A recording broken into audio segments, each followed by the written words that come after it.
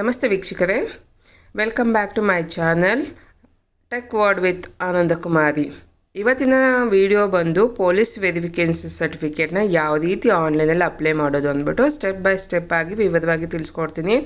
ಯಾವ ರೀತಿ ರಿಜಿಸ್ಟರ್ ಆಗೋದಾಗಲಿ, ಯಾವ ರೀತಿ ಲಾಗಿನ್ ಆಗೋದು, ಯಾವ ರೀತಿ ಸಬ್ಮಿಟ್ ಮಾಡೋದು, ಡಾಕ್ಯುಮೆಂಟ್ ಏನೆಲ್ಲ ಅಪ್ಲೋಡ್ ಮಾಡಬೇಕಾಗತ್ತೆ, ಯಾವ ರೀತಿ ಅದನ್ನು ಚೆಕ್ ಮಾಡೋದು ಹೇಗೆ, ಟ್ರ್ಯಾಕ್ ಮಾಡೋದು ಹೇಗೆ, ಮತ್ತು ಎಲ್ಲಿ ಎತ್ಕೊಂಡೋಗಿ ಸಬ್ಮಿಟ್ ಮಾಡಬೇಕಾಗತ್ತೆ, ಪ್ರತಿಯೊಂದು ಕೂಡ ನಾನು ಇಲ್ಲಿ ವಿವರವಾಗಿ ನಿಮಗೆ ತಿಳಿಸ್ಕೊಡ್ತಾ ಹೋಗ್ತೀನಿ. ವಿಡಿಯೋನ ಎಲ್ಲೂ ಸ್ಕಿಪ್ ಮಾಡಿದೆ ಪೂರ್ತಿಯಾಗಿ ನೋಡಿ, ನಿಮಗೆ ನೀಟಾಗಿ ಅರ್ಥ ಆಗುತ್ತೆ. ಲೈವಲ್ಲಿ ನಿಮಗೆ ತೋರಿಸ್ಕೊಡ್ತಾ ಇದ್ದೀನಿ. ನಿಮ್ಮ ಗೂಗಲಲ್ಲೂ ಹೋಗ್ಬಿಟ್ಟು ಸೇವಾ ಸಿಂಧು ಪೋರ್ಟಲ್ ಅಂತ, ಸೇವಾ ಸಿಂಧು ಅಂತ ಹಾಕಿದ ತಕ್ಷಣ ನಿಮಗೊಂದು ಲಿಂಕ್ ಓಪನ್ ಆಗುತ್ತೆ. ಆ ಲಿಂಕ್ ಮೇಲೆ ಕ್ಲಿಕ್ ಮಾಡಿದ್ರೆ, ಫಸ್ಟ್ ಲಿಂಕ್ ಮೇಲೆ ಕ್ಲಿಕ್ ಮಾಡೋದು ನೋಡ್ತಾ ಇರ್ಬೋದು, ಈ ಸೇವಾ ಸಿಂಧು ಪೋರ್ಟಲ್ ಓಪನ್ ಆಗಿದೆ. ಈ ಲಿಂಕ್ನ ನಾನು ಡಿಸ್ಕ್ರಿಪ್ಷನಲ್ಲಿ ಹಾಕಿರ್ತೀನಿ, ಬೇಕಂದರೆ ಹೋಗಿ ಚೆಕ್ ಮಾಡಿದ್ರೆ ಅದ್ರ ಮೇಲೆ ಕ್ಲಿಕ್ ಮಾಡಿದ ತಕ್ಷಣ ಡೈರೆಕ್ಟಾಗಿ ನಿಮಗೆ ಈ ಪೇಜಿಗೆ ಬರುತ್ತೆ. ಇಲ್ಲಿ ನೋಡ್ಬೋದು, ನಿಮ್ಮ ಮೊಬೈಲ್ ನಂಬರ್ ಹಾಕ್ಬಿಟ್ಟು ಪಾಸ್ವರ್ಡ್ ಏನಿದೆಯೋ ಪಾಸ್ವರ್ಡ್ ಹಾಕ್ಬಿಟ್ಟು ಕ್ಯಾಪ್ಚರ್ ಕೋಡ್ ಹಾಕ್ಬಿಟ್ಟು ಸಬ್ಮಿಟ್ ಮಾಡಬೇಕಾಗುತ್ತೆ. ಆಲ್ರೆಡಿ ರಿಜಿಸ್ಟರ್ ಆಗಿದೆ. ಆಗಿಲ್ಲ ಅಂಥವ್ರು ಯಾವ ರೀತಿ ರಿಜಿಸ್ಟರ್ ಮಾಡೋದು ಅಂತ ಕೂಡ ನಾನು ಫಸ್ಟ್ ಸ್ಟೆಪ್ಪಿಂದನೇ ತೋರಿಸ್ಕೊಡ್ತೀನಿ, ರಿಜಿಸ್ಟರ್ ಮಾಡೋದು ಹೇಗೆ ಅಂತ ಅಂದ್ಬಿಟ್ಟು. ಇಲ್ಲಿ ನೋಡ್ತಾ ಇರ್ಬೋದು, ಕೆಳಗಡೆ ಸಬ್ಮಿಟ್ ಕೆಳಗಡೆ ಇದೆಯಲ್ಲ, ನ್ಯೂ ಯೂಸರ್ ಅಂತ ಇದೆ, ಇಲ್ಲಾಂದರೆ ರಿಜಿಸ್ಟರ್ ಇಯರ್ ಅಂತ ಇದೆ. ಅದ್ರ ಮೇಲೆ ಕ್ಲಿಕ್ ಮಾಡಬೇಕಾಗುತ್ತೆ. ಅದ್ರ ಮೇಲೆ ಕ್ಲಿಕ್ ಮಾಡಿದ ತಕ್ಷಣ ನಿಮಗೆ ನೆಕ್ಸ್ಟ್ ಆಧಾರ್ ಕಾರ್ಡ್ ಕೇಳುತ್ತೆ. ಆಧಾರ್ ಕಾರ್ಡ್ ಡೀಟೇಲ್ನ ಲಾಗಿನ್ ಆಗಬೇಕಾಗುತ್ತೆ. ಆಧಾರ್ ಕಾರ್ಡಿಂದ ರಿಜಿಸ್ಟರ್ ಮಾಡ್ಕೋಬೇಕಾಗುತ್ತೆ. ನಿಮ್ಮ ಆಧಾರ್ ಕಾರ್ಡು, ನಿಮ್ಮದೊಂದು ಫೋಟೋ ಇರಬೇಕಾಗತ್ತೆ, ಮತ್ತು ಲೋಕಲ್ ಡಾಕ್ಯುಮೆಂಟ್, ನೀವು ಎಲ್ಲಿದ್ದೀರೋ ಆ ಡಾಕ್ಯುಮೆಂಟ್ ಒಂದು ಇಟ್ಕೋಬೇಕಾಗುತ್ತೆ. ಇಷ್ಟು 3 ಡಾಕ್ಯುಮೆಂಟ್ ಬೇಕಾಗುತ್ತೆ.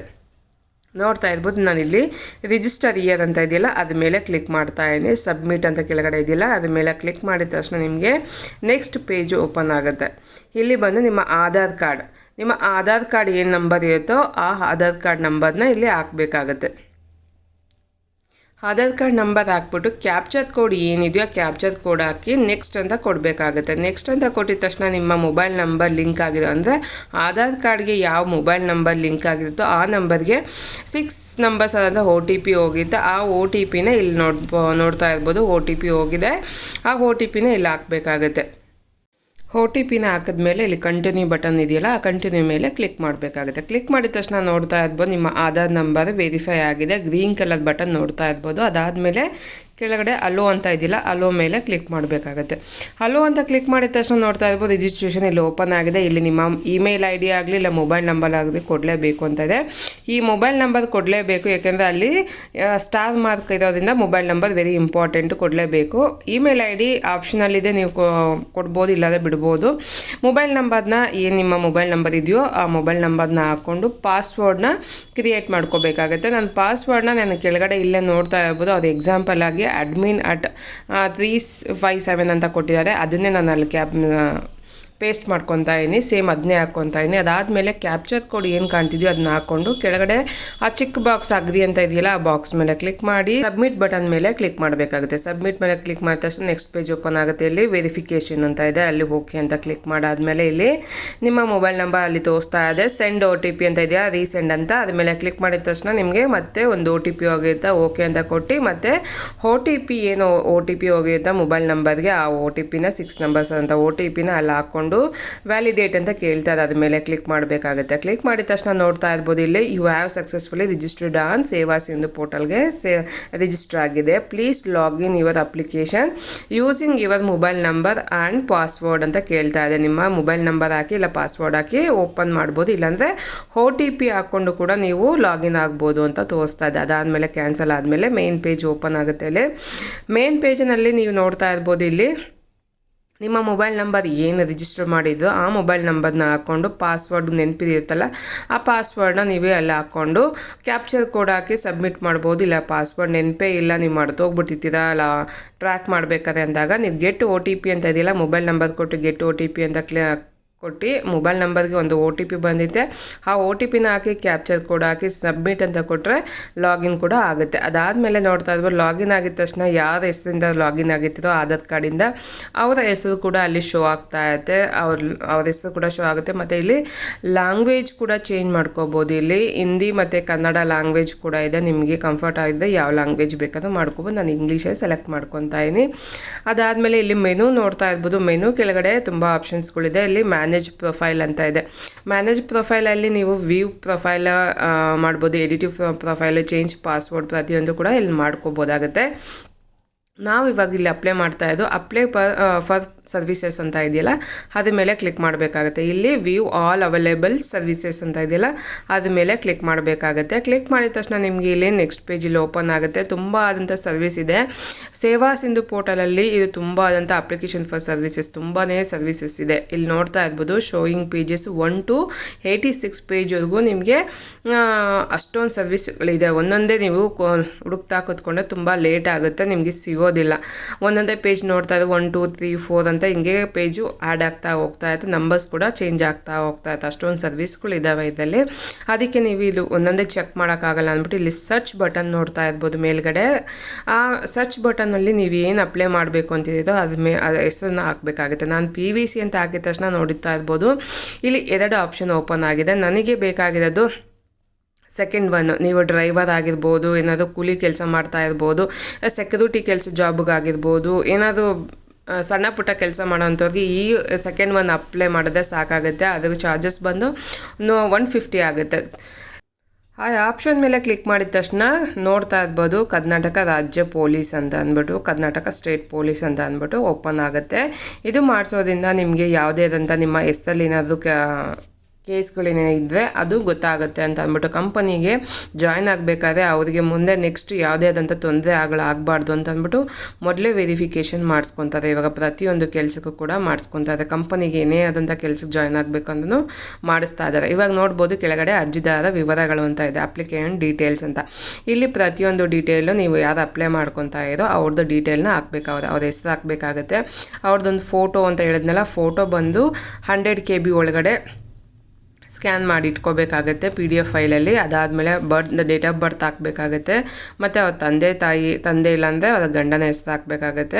ಅದಾದಮೇಲೆ ಇಲ್ಲಿ ನೋಡ್ತಾ ಇರ್ಬೋದು ನ್ಯಾಷನಾಲಿಟಿ ಆಲ್ರೆಡಿ ಇಂಡಿಯಾ ಅಂತ ಆಲ್ರೆಡಿ ಬಂದಿರುತ್ತೆ. ಆದಮೇಲೆ ನೆಕ್ಸ್ಟ್ ಪರ್ಪಸ್ ಉದ್ದೇಶ ಏನು ಅಂತ ಕೂಡ ಅಲ್ಲಿ ಹಾಕಬೇಕಾಗುತ್ತೆ. ಉದ್ದೇಶ ನೀವು ಹಾಕಬೇಕಾದ್ರೆ ಏನು ಕೆಲಸ ಮಾಡೋದಕ್ಕೆ ತೊಗೊತಾ ಇರೋ PVC ಮಾಡಿಸ್ತಾ ಇರೋ ಅಲ್ಲಿ ಹಾಕಬೇಕಾಗುತ್ತೆ. ನೀವು ಖಾಲಿ ಬಿಡಬಾರ್ದಲ್ಲಿ ಹಾಕಲೇಬೇಕು. ನೀವು ಏನು ಕೆಲಸ ಡ್ರೈವರ್ ಮಾಡ್ತಾ ಇರೋ, ಸೆಕ್ಯೂರಿಟಿ ಮಾಡ್ತಾ ಇರೋ, ಬ್ಯಾಂಕಲ್ಲಿ ಸಣ್ಣ ಪುಟ್ಟ ಕೆಲಸ ಮಾಡ್ತಾ ಇರೋ ಏನೇ ಒಂದು ಕೆಲಸ ಆಗಿರ್ಬೋದು ಅಲ್ಲಿ ಮೆನ್ಷನ್ ಮಾಡಲೇಬೇಕಾಗುತ್ತೆ. ಅದಾದಮೇಲೆ ಡೇಟು ಆಲ್ರೆಡಿ ಅಲ್ಲಿರುತ್ತೆ. ಅದಾದಮೇಲೆ ಇಲ್ಲಿ ಸೆಲೆಕ್ಟ್ ಇವತ್ತು ಸೇವಾ ಅಂತ ಇದೆಯಲ್ಲ, ಫಸ್ಟ್ ಒನ್ನ ಸೆಲೆಕ್ಟ್ ಮಾಡ್ಕೋಬೇಕಾಗುತ್ತೆ. ಫಸ್ಟ್ ನೀವು ಸೇವಾ ಅರ್ಜಿ ಸಲ್ಲಿಸುತ್ತಿದ್ದೀರಲ್ಲ, ಯಾವ ಸೇವೆಗೆ ಅರ್ಜಿ ಸಲ್ಲಿಸಿದೆ ಅಂದರೆ ಫಸ್ಟ್ ಒನ್ನ ಸೆಲೆಕ್ಟ್ ಮಾಡ್ಕೋಬೇಕಾಗುತ್ತೆ. ಅದಾದಮೇಲೆ ಪೀರಿಯಡ್ ಆಫ್ ಸ್ಟೇ ಅಂತ ಇದೆಯಲ್ಲ, ಇಲ್ಲಿ ನೀವು ಎಷ್ಟು ವರ್ಷದಿಂದ ಈ ಅಡ್ರೆಸ್ಸಲ್ಲಿ ನೀವು ಆಗ್ತಾ ಇರೋವಂಥ ಅಡ್ರೆಸ್ಸಲ್ಲಿ ಇದ್ದೀರಾ ಅಂತ ಕೇಳ್ತಾ ಇದೆ. ಮಿನಿಮಮ್ 1 ವರ್ಷ ಆಗಿರಲೇಬೇಕು. ಅದಕ್ಕಿಂತ ಕಮ್ಮಿ ಇದ್ದರೆ ಆಗೋದಿಲ್ಲ, ಪೊಲೀಸ್ ವೆರಿಫಿಕೇಷನ್ ಆಗೋದಿಲ್ಲ. ಯಾಕೆಂದರೆ ಆ ಏರಿಯಾದಲ್ಲಿ ಚೆಕ್ ಮಾಡಬೇಕು ಅಂದರೆ ಮಿನಿಮಮ್ 1 ವರ್ಷ ಆಗಿರಲೇಬೇಕು. ಅಂಥವ್ರು ಮಾತ್ರ ಅಪ್ಲೈ ಮಾಡೋದಕ್ಕೆ ಆಗುತ್ತೆ. ಅದಕ್ಕಿಂತ ಜಾಸ್ತಿ ಕೂಡ ಆಗಿರ್ಬೋದು, ಅದಕ್ಕಿಂತ ಕಮ್ಮಿ ಆಗಿದೆ ಪೊಲೀಸ್ ವೆರಿಫಿಕೇಷನ್ ಆಗೋದಿಲ್ಲ. ಆ ಜಾಗದಲ್ಲಿ ನೀವೇನು ಅಪ್ಲೈ ಮಾಡ್ತಾ ಇರೋ ಬೇರೆ ಜಾಗದಿಂದ ಊರು ಬಿಟ್ಟು ಬೇರೆ ಊರಿಗೆ ಬಂದು ಸೆಟ್ಲಾಗಿ 1 ವರ್ಷದಿಂದ ಜಾಸ್ತಿ ಆಗಿದ್ದರೆ ಮಾತ್ರನೇ ಆಗುತ್ತೆ, ಇಲ್ಲಾಂದರೆ ಆಗೋದಿಲ್ಲ. ಆ ಡೇಟ್ನ ನೀವು ಹಾಕಬೇಕಾಗುತ್ತೆ. ಯಾವಾಗ ಬಂದು ಸ್ಟೇ ಆಗಿದ್ದೀರಾ ಅಂತ ಅದನ್ನ ಅಲ್ಲಿ ಮೆನ್ಷನ್ ಮಾಡಬೇಕಾಗುತ್ತೆ. ಮತ್ತು ಇವತ್ತಿನ ಡೇಟು ಇವತ್ತೇನಿದ್ದೀರೋ ಆ ಡೇಟ್ನ ವಾಸವಿರುವ ಅವಧಿ ಅಂತ ಇದ್ದೀರಲ್ಲ ಅಲ್ಲಿ ಅವತ್ತಿನ ಡೇಟ್ನ ಅಲ್ಲಿ ಸೆಲೆಕ್ಟ್ ಮಾಡ್ಕೋಬೇಕಾಗುತ್ತೆ. ಇಲ್ಲಾಂದರೆ ಅಲ್ಲಿವರೆಗೆ ಇದ್ವಿ ಈ ಪ್ಲೇಸಲ್ಲಿ ಅಂತ ಕೂಡ ಸೆಲೆಕ್ಟ್ ಮಾಡ್ಕೋಬೇಕಾಯ್ತು. ಅದಾದಮೇಲೆ ನೆಕ್ಸ್ಟ್ ಬಂದು ನೋಡ್ತಾ ಇರ್ಬೋದು ಹಾಲಿ ವಿಳಾಸ ವಿವರಗಳು ಅಂತ. ಪ್ರೆಸೆಂಟ್ ಅಡ್ರೆಸ್ ಡೀಟೇಲ್ ಇವಾಗಿದೋ ಅಂಥ ಅಡ್ರೆಸ್ ಡೀಟೇಲ್ನ ನೀವು ಹಾಕಬೇಕಾಗತ್ತೆ.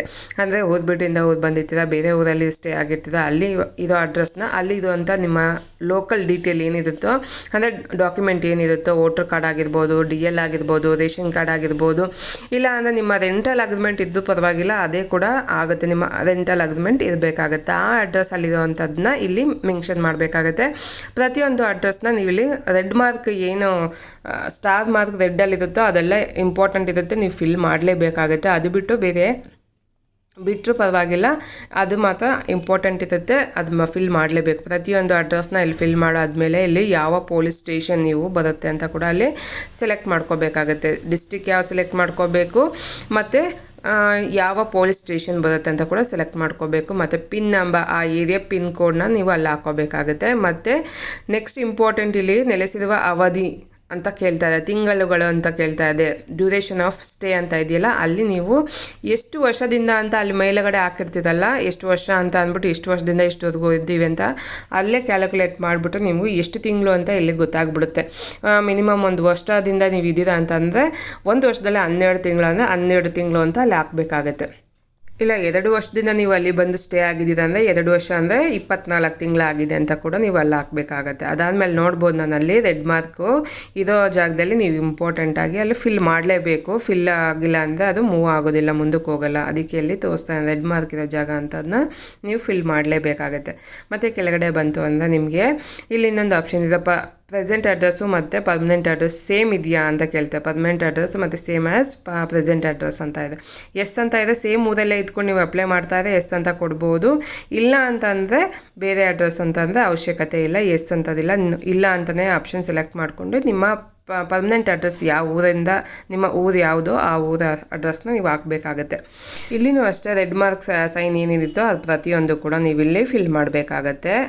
ಮನೆ ಅಡ್ರೆಸ್ನ ಡೀಟೇಲಾಗಿ ಫಿಲ್ ಮಾಡಬೇಕು. ಯಾವ ಊರು, ಯಾವ ಜಿಲ್ಲೆ, ಯಾವ ಸ್ಟೇಟು, ಪೊಲೀಸ್ ಕರ್ನಾಟಕದ ಸ್ಟೇಟ್ ಆಗಿದೆ, ನೀವು ಕರ್ನಾಟಕದವರೇ ಆಗಿ ಕರ್ನಾಟಕದಿಂದನೇ ಅಪ್ಲೈ ಮಾಡ್ತಾ ಇದ್ದರೆ ಕರ್ನಾಟಕ ಸ್ಟೇಷನ್, ಪೊಲೀಸ್ ಸ್ಟೇಷನ್ನ ಅಲ್ಲೇ ಮೆನ್ಷನ್ ಮಾಡಬೇಕಾಗತ್ತೆ. ಯಾವ ಸ್ಟೇಷನ್ ಬರುತ್ತೆ ನಿಮ್ಮದು ಅಂತ. ಬೇರೆ ಸ್ಟೇಟ್, ನಾವು ಕರ್ನಾಟಕದವರಾಗಿದ್ದು ಅಂದರೆ ನಾವು ಕರ್ನಾಟಕದಲ್ಲಿ ಇವಾಗ ಇದ್ದೀವಿ, ಬಂದು ಸ್ಟೇ ಆಗಿದ್ದೀವಿ, ಇದಕ್ಕೂ ಮುಂಚೆ ಬೇರೆ ಸ್ಟೇಟಿಂದ ಬಂದಿದ್ದೀವಿ ಅಂದರೆ ಅಲ್ಲಿ ಅವಶ್ಯಕತೆ ಇಲ್ಲ, ಪೊಲೀಸ್ ಸ್ಟೇಷನ್ನ ಮೆನ್ಷನ್ ಮಾಡೋ ಅವಶ್ಯಕತೆ ಇರೋದಿಲ್ಲ. ಇಲ್ಲ ಅಂದರೆ ಅಲ್ಲಿ ಕೇಳುತ್ತೆ, ಹಾಕಲೇಬೇಕಾಗುತ್ತೆ. ಕರ್ನಾಟಕದವರೇ ಆಗಿ ಕರ್ನಾಟಕದಿಂದ ಬಿಟ್ಟು ಬೇರೆ ಊರಿಗೆ ಬಂದು ವ್ಯಾಸ ಆಗಿದ್ದರೆ ಹಾಕಬೇಕಾಗುತ್ತೆ. ಅದಾದಮೇಲೆ ಕೆಳಗಡೆ ಬಂದರೆ ಮೊಬೈಲ್ ನಂಬರ್ ಎಲ್ಲ ಮೆನ್ಷನ್ ಆದಮೇಲೆ ಕೆಳಗಡೆ ಡಿಕ್ಲರೇಷನ್ ಅಂತ ನೋಡ್ತಾ ಇರ್ಬೋದು, ಘೋಷಣೆ ಅಂತ. ಅಲ್ಲಿ ಐ ಅಗ್ರಿ ಅಂತ ಬಟನ್ ಇದೆಯಲ್ಲ ಅದ್ರ ಮೇಲೆ ಕ್ಲಿಕ್ ಮಾಡಬೇಕಾಗುತ್ತೆ. ಇಲ್ಲಿ ಈ ಅರ್ಜಿಯಲ್ಲಿ ನಾನು ಒದಗಿಸಿದ ಎಲ್ಲ ವಿವರಗಳು ಸತ್ಯವಾಗಿರುತ್ತದೆ ಎಂದು ಘೋಷಿಸುತ್ತೇನೆ ಅಂತ ಇದೆಯಲ್ಲ, ಅದಕ್ಕೆ ಐ ಅಗ್ರಿ ಅಂತ ಹೇಳ್ಬಿಟ್ಟು ಇಲ್ಲಿ ಕ್ಯಾಪ್ಚರ್ ಕೋಡ್ ಏನಂತ ಇದೆಯೋ ಆ ಕ್ಯಾಪ್ಚರ್ ಕೋಡ್ ಯಾವ ಥರ ಇದೆಯೋ ಸೇಮ್ ಅದೇ ಥರ ಹಾಕ್ಕೊಂಡು ಅಲ್ಲಿ ಕಂಟಿನ್ಯೂ ಅಂತ ಗ್ರೀನ್ ಕಲರ್ ಬಟನ್ ನೋಡ್ತಾ ಇರ್ಬೋದು, ಆ ಕಂಟಿನ್ಯೂ ಮೇಲೆ ಕ್ಲಿಕ್ ಮಾಡಬೇಕಾಗತ್ತೆ. ನೆಕ್ಸ್ಟ್ ಪೇಜ್ ಓಪನ್ ಆಗುತ್ತೆ. ಇಲ್ಲಿ ನೋಡ್ತಾ ಇರ್ಬೋದು, ಇಲ್ಲಿ ನೀವಿಷ್ಟು ಏನೆಲ್ಲ ಡಾಕ್ಯುಮೆಂಟ್ ಫಿಲ್ ಮಾಡಿದೆ ಅದೆಲ್ಲ ಇಲ್ಲಿ ನೋಡ್ಬೋದು. ಮೇಲೆ ಬಂದರೆ ನಿಮ್ಮ ಡಾಕ್ಯುಮೆಂಟ್ ಫೋಟೋ ಆಗಿರ್ಬೋದು, ನಿಮ್ಮ ಪರ್ಸ್ನಲ್ ಡೀಟೇಲ್ ಆಗಿರ್ಬೋದು, ಮತ್ತು ನಿಮ್ಮ ಅಡ್ರೆಸ್, ಪರ್ಮನೆಂಟ್ ಅಡ್ರೆಸ್ಸು ಮತ್ತು ಇವಾಗ ಪ್ರೆಸೆಂಟ್ ಅಡ್ರೆಸ್ಸು ಏನೆಲ್ಲ ಇದೆಯೋ ಅದೆಲ್ಲ ಡಾಕ್ಯುಮೆಂಟ್ನ ಇಲ್ಲಿ ನೋಡ್ಬೋದು. ಫಿಲ್ ಮಾಡಿರೋದಂಥ ಪ್ರತಿಯೊಂದು ಕೂಡ ನೋಡ್ಬೋದು. ವೆರಿಫೈ ಮಾಡಿಕೊಂಡು ಕೆಳಗಡೆ ಬಂದರೆ ನೀವು ಇಲ್ಲ ಅಟ್ಯಾಚ್ ಅನೆಕ್ಚರ್ ಅಂತ ಇದೆಯಲ್ಲ ಅದ್ರ ಮೇಲೆ ಕ್ಲಿಕ್ ಮಾಡಬೇಕಾಗುತ್ತೆ. ಅಟ್ಯಾಚ್ ಅನೆಕ್ಚರಲ್ಲಿ ನಿಮ್ಮ ಫೋಟೋ ಒಂದು ಮತ್ತು ಡಾಕ್ಯುಮೆಂಟ್ ಏನು ಕೊಡ್ತಾ ಇರೋ ಆ ಡಾಕ್ಯುಮೆಂಟ್ನ ಫಿಲ್ ಮಾಡಬೇಕಾಗುತ್ತೆ. ಇಲ್ಲಿ ನಾನು ಫೋಟೋ ಸೆಲೆಕ್ಟ್ ಮಾಡ್ಕೊತಾ ಇದ್ದೀನಿ.